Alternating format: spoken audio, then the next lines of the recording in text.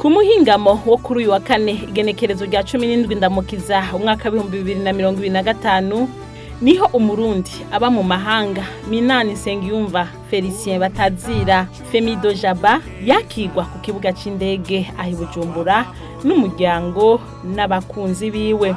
Hari uwoba atamuzi atazi ivyo yaranguye nibyo ashishikara kurangurira igihugu na beneco. N'umurundi w'umuririmbyi akaba n'umwanditsi akaba afite nandi mabanga ajejwe mu bisata bitandukanye nkano vuga nk'igisata c'imico n'akaranga hamwe no gukunda no gukundisha igihugu muri diaspora ndundi hama nkaba ndongoye na Fondation Femide Jaba yo wanje nyene.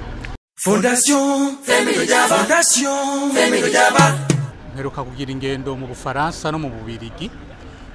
Mu Bufaransa hari habaye festival y'igitabo ya mitunganywa buri mwaka bishigikiwe n'umukuru w'igihugu cy'u Bufaransa Macron.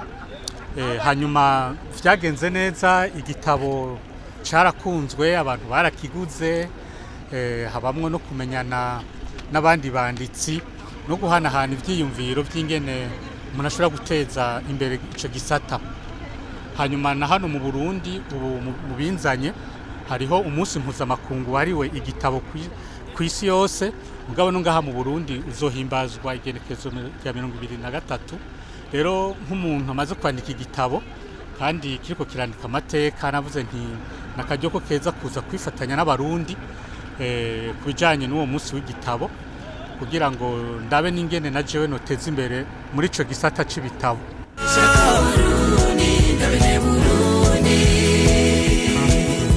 Bamwe mu baje kumwakira twayaze ngo hari byinshi cyane bamwigiye ko ngo nukuri Femido Jaba ni intwari. Je yatanguye kumuhumuriza nkiri mu nkambi kubera twari mu bihe abantu bafite amashavu, ariko yaguma yigisha abantu ko kuba kwisi ari kwitonda. Maze guhunguka ndagira ibako ryo kubonana nawe kandi namwumva nk'umuntu ari spirituel, ariko tumaze guhura nca numva kwandi kwanabishya no mu ngiro anafasha n'abantu.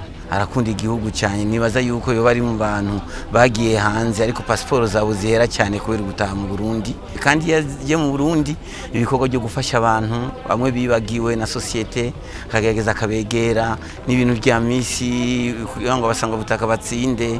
Yarasize mu ruhara kwerekana yuko nabo nyene ari abantu mu bandi. Nshimira Imana ko uyu muvukanyi yabaye n'umugenzi mu bihe bikomeye, twasangiye akabisi nagahiye dusiye kubonana.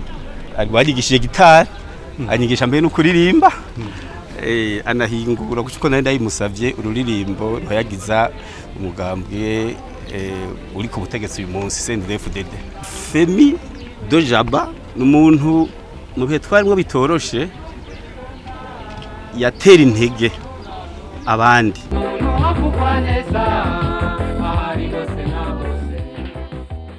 Tukaba tumwipfurije kugira ibihe byiza mu gihugu camwibarutse, akorera mu kwitanga atiziganya.